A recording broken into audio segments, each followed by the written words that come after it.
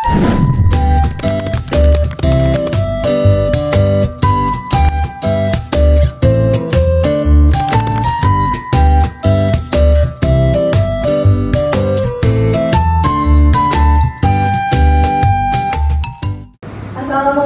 warahmatullahi wabarakatuh.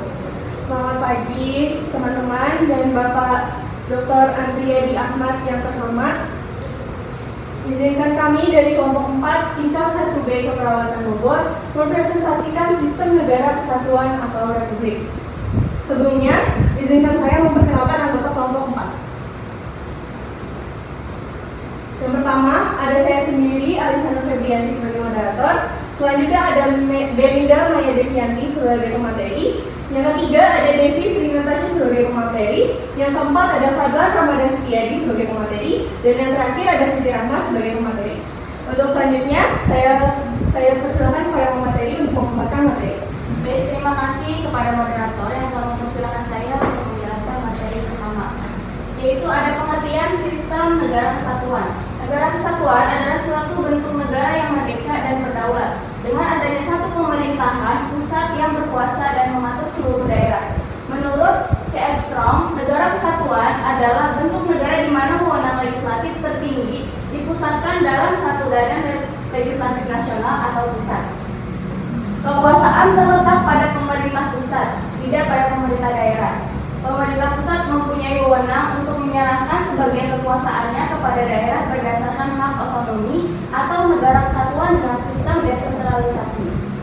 Tetapi, kekuasaan tertinggi tetap di tangan pemerintah pusat. Jadi, untuk kedaulatannya, baik kedaulatan ke dalam maupun kedaulatan keluar, maka sepenuhnya terletak pada pemerintah pusat.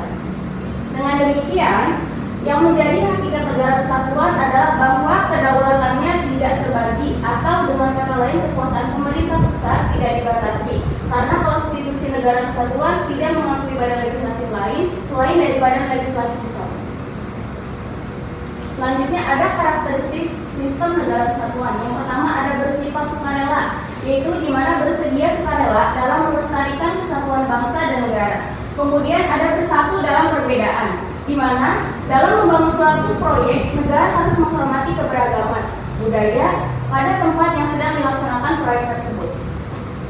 Selanjutnya ada minat mutual, yaitu integrasi dan kesatuan sangatlah penting untuk membangun sebuah proyek di sebuah gagasan, untuk membangun sebuah negara yang kuat secara politik dan ekonomi. Kemudian ada rasa memiliki dan kebanggaan, di mana negara kesatuan harus mencerminkan nilai-nilai dan budaya dari semua, sehingga masing-masing komponen karakteristik sendiri tercermin dalam kesatuan warna-warni. Kemudian ada saling percaya diri, di mana negara adalah penyatuan berbagai komponen, berkelanjutan serikat ini bergantung pada kepercayaan para pihak terhadap satu sama lain.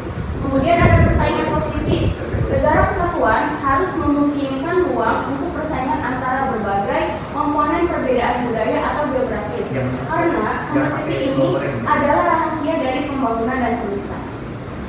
Selanjutnya yang terakhir adalah melestarikan minat regional dan internasional, di mana proyek untuk persatuan nasional harus mempertimbangkan hubungan dan interaksi ini secara regional dan internasional sehingga menjadi realistis dan layak. Kemudian ada pengertian sistem negara republik, di mana negara republik ini adalah suatu negara bentuk pemerintah yang akhirnya bercabang dari rakyat, bukan prinsip keturunan bangsawan melainkan dipimpin oleh seorang presiden. Istilah ini berasal dari bahasa Latin, yaitu res publica atau urusan awam, yang artinya kerajaan dimiliki serta dikawal oleh rakyat. Dalam zaman modern ini, ketua negara suatu republik biasanya seorang raja, yaitu presiden. Ketua negara suatu republik biasanya seorang saja, yaitu presiden. Tetapi ada juga beberapa pengecualian, misalnya di Swiss terdapat majelis 7 pemimpin yang merangkap sebagai ketua negara, dipanggil Bundesrat, dan di San Marino jabatan ketua negara dipegang oleh 2 orang. Kemudian republikanisme adalah pandangan bahwa sebuah republik merupakan bentuk pemerintah terbaik. Republikanisme juga dapat mengarah pada ideologi dari banyak partai politik yang menanam diri mereka Partai Republikan. Beberapa dari antaranya adalah atau mempunyai akarnya dari anti-monarkisme. Untuk kebanyakan Partai Republikan hanyalah sebuah nama dan partai-partai ini, serta pihak yang berhubungan dengan mereka mempunyai sedikit keserupaan selain dari nama mereka. Sekian materi yang saya sampaikan, akan dilanjutkan oleh rekan saya. Baik, selanjutnya ada karakteristik sistem negara republik. Yang pertama ada kedaulatan rakyat.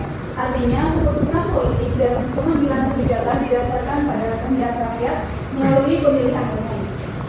Rakyat memiliki hak dan kewajiban dalam menentukan pemimpin negara dan mengawasi jalannya pemerintahan. Yang kedua ada pemilihan umum. Pemilihan umum adalah mekanisme yang penting dalam bentuk pemerintahan republik. Rakyat memiliki hak untuk memiliki pemimpin mereka, mulai dari tingkat lokal hingga nasional. Pemilihan umum yang bebas dan adil menjadi landasan demokrasi dalam bentuk pemerintahan republik. Yang ketiga ada kepala negara dan kepala pemerintahan terpisah. Bentuk pemerintahan republik umumnya memiliki kedua jabatan yang terpisah antara kepala negara dan kepala pemerintahan. Kepala negara menjadi simbol persatuan dan representasi negara di tingkat internasional, sedangkan kepala pemerintahan bertanggung jawab dalam menjalankan pemerintahan sehari-hari. Selanjutnya ada sejarah pembentukan sistem negara kesatuan dan republik dan negara yang menggunakan sistem tersebut. Yang pertama ada sistem negara kesatuan. Maraknya berbagai tuntutan perubahan bentuk negara setelah jatuhnya pemerintahan Orde Baru untuk meninggalkan bentuk negara kesatuan dan beralih ke federal. Menurut Buyung Nasution, lebih disebabkan oleh kenyataan telah terdistorsinya konsep kesatuan atau unitari menjadi persatuan dan kesatuan yang lebih dekat kepada penyeragaman atau uniform. Nilai kesatuan atau kesatuan sering dianggap sebagai prinsip penting dalam banyak budaya dan sistem sosial dan sejarahnya mencakup berbagai perkembangan dari masa ke masa. Berikutnya adalah beberapa aspek kunci dalam sejarah munculnya nilai kesatuan. Yang pertama ada konsep kesatuan dalam agama dan filosofi. Yang kedua ada kebangkitan negara-negara bangsa. Yang ketiga ada perjuangan kemerdekaan dan revolusi. Yang keempat ada era modern dan globalisasi. Yang kelima ada gerakan sosial dan keadilan. Nah, secara umum nilai kesatuan berkembang dari pemahaman dan kebutuhan manusia untuk membangun hubungan yang harmonis, baik dalam konteks lokal maupun global. Nilai kesatuan ini berupa upaya untuk menciptakan identitas nasional yang kuat, menjaga integritas wilayah, dan mempromosikan kohesi sosial. Nah, beberapa contoh negara yang menerapkan nilai kesatuan. Yang pertama Indonesia. Indonesia merupakan negara kesatuan di mana negara kita ini sudah terkenal akan banyaknya pulau-pulau yang indah. Dengan hadirnya beragam pulau yang mencapai ribuan pulau membuat Indonesia memiliki keberagaman suku dan adat istiadat. Karena beragaman itulah Indonesia menganut sistem kesatuan disertai ideologi Pancasila dan semboyan Bhinneka Tunggal Ika. Pusat pemerintahan Indonesia terdapat di Jakarta serta direncanakan pindah ke ibu kota Nusantara atau IKN di Kalimantan Timur. Yang kedua ada Jepang.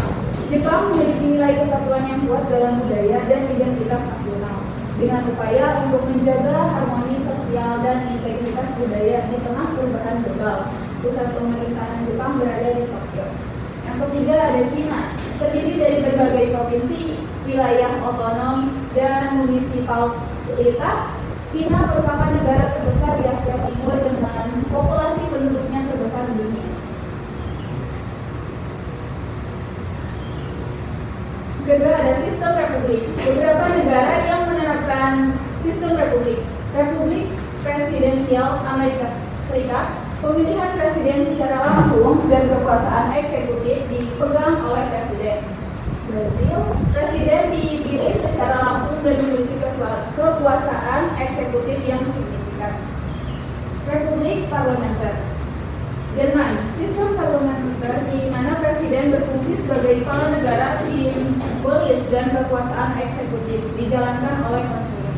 Inggris, walaupun lebih tepat disebut sebagai monarki konstitusional, Inggris memiliki sistem parlementer dengan sistem pemerintahan yang mirip dengan republik dalam praktiknya.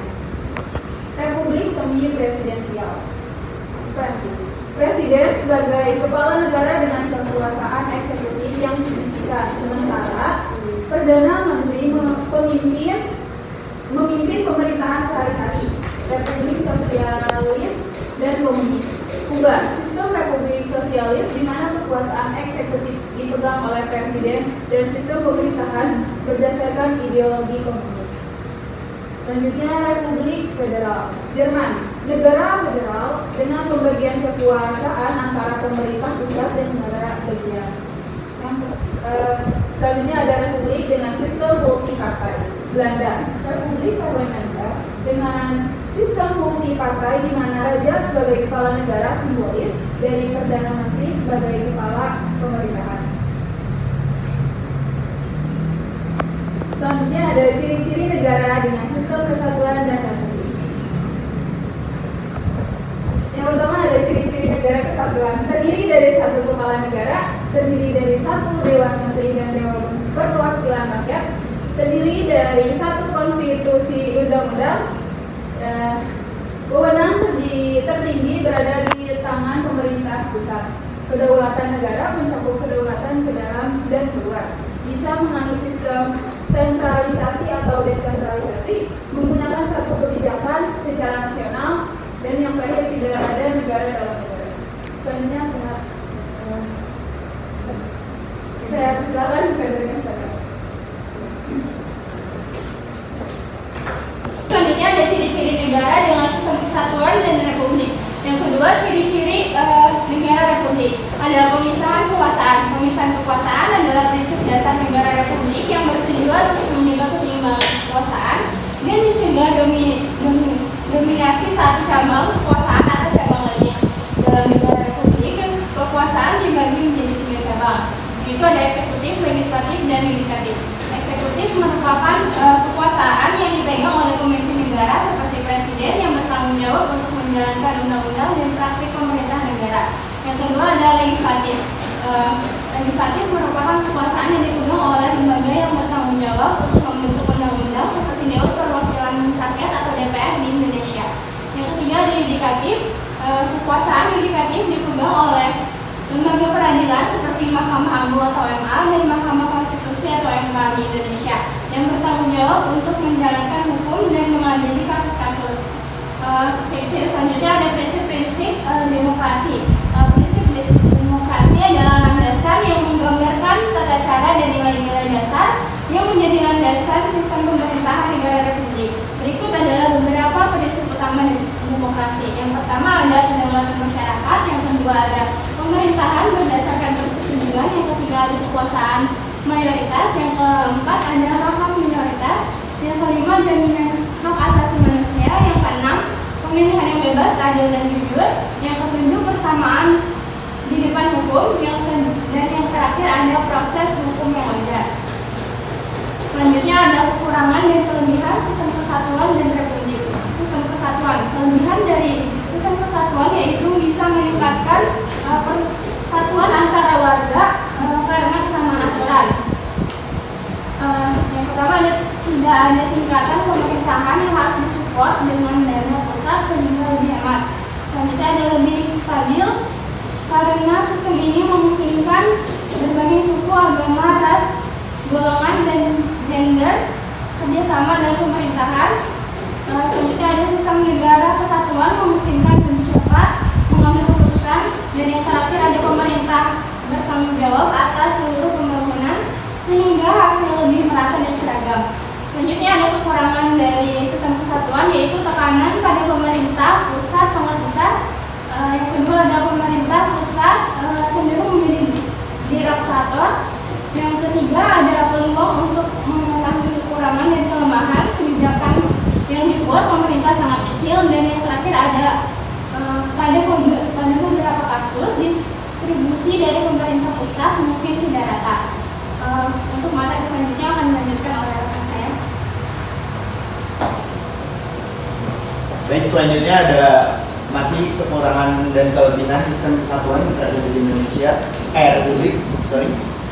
Sistem Republik. Kelebihannya itu kestabilan politik, memberikan stabil politik melalui pemilihan dan jangka waktu jabatan yang tepat. Partisipasi politik, mendorong partisipasi warga negara dalam proses politik. Yang ketiga ada pemerintahan yang terbatas, memiliki mekanisme pembatasan kekuasaan yang kuat. Yang keempat, perlindungan hak asasi manusia. Konstitusi Republik seringkali menjamin hak-hak dasar individu. Kekurangannya yaitu yang pertama ada kestabilan politik, perubahan kepemimpinan dalam pemilihan umum dapat menyebabkan ketidakpastian politik. Yang kedua ada korupsi. Sistem politik yang terbuka dapat memberikan peluang bagi korupsi. Ketergantungan partai politik bisa menjadi korup atau berkuasa berlebihan. Yang terakhir, kesulitan dalam pengambilan keputusan. Proses pengambilan keputusan bisa menjadi lambat dan rumit karena berbagai kepentingan yang berbeda. Selanjutnya ada penerapan sistem kesatuan Republik di Indonesia. Alasan yang mendasari Indonesia memilih bentuk pemerintahan republik konstitusional adalah bentuk negara kesatuan republik mengandung isi pokok pikiran kedaulatan rakyat berbentuk republik identik. Republik identik dengan kedaulatan rakyat berarti memilih dasar yang teguh untuk menyusun sistem pemerintahan berdasarkan pertanggungjawaban yang luas dan kekal. Alasan yang mendasar Indonesia memilih bentuk pemerintahan republik konstitusional adalah bentuk negara kesatuan Republik Indonesia mengandung isi pokok pikiran kedaulatan rakyat. Bentuk republik identik dengan kedaulatan rakyat yang berarti memiliki dasar yang teguh untuk menyusun sistem pemerintahan yang berdasarkan pertanggungjawaban yang luas dan kekal. Kedaulatan rakyat adalah pemerintahan rakyat yang dijalankan menurut peraturan yang telah dimufakati dengan bermusyawarah. Penerapan sistem kesatuan dan republik di Indonesia. Pasal 1 Undang-Undang 1945 secara jelas menyatakan bahwa negara Indonesia adalah negara kesatuan yang berbentuk republik. Hal ini menunjukkan bahwa Indonesia memiliki bentuk negara kesatuan yang mengandung arti bahwa pemerintah daerah memiliki kewenangan yang terinci sesuai dengan pemberian dari pemerintah pusat yang diatur dalam undang-undang serta peraturan pemerintah nomor 6 tahun 2005 tentang pemilihan, pengesahan, pengangkatan dan pemberhentian kepala daerah dan wakil kepala daerah. Bentuk negara dalam suatu negara menggarisbawahi secara jelas tentang tanggung jawab setiap pemerintah, baik itu pemerintah pusat maupun pemerintah daerah. Baik, terima kasih. Saya kembalikan pada moderator. Baik, terima kasih kepada para pemateri yang sudah menyampaikan materi. Kemudian selanjutnya saya akan membuka sesi tanya jawab kepada teman-teman yang ingin bertanya. Saya persilakan.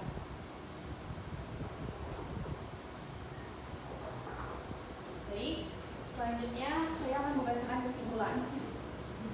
Negara kesatuan memiliki pemerintahan pusat dengan kekuasaan tertinggi atas seluruh wilayah, dengan kemungkinan pemberian kekuasaan tertentu kepada pemerintah daerah. Sistem ini seperti yang diterapkan di Indonesia dan Jepang. Sistem kesatuan memungkinkan adanya keseragaman kebijakan nasional di seluruh negara. Meskipun sistem ini dapat menghadapi tantangan seperti beban besar pada pemerintahan pusat dan potensi kesenjangan distribusi. Sedangkan republik merupakan bentuk pemerintahan yang kepala negaranya dipilih melalui mekanisme demokrasi, bukan berdasarkan keturunan. Republik mengutamakan pemisahan kekuasaan antara eksekutif, legislatif, dan yudikatif untuk mencegah dominasi dan menjamin keseimbangan. Prinsip-prinsip demokrasi seperti kedaulatan rakyat, hak asasi manusia, dan pemilihan umum yang bebas dan adil menjadi dasar sistem ini.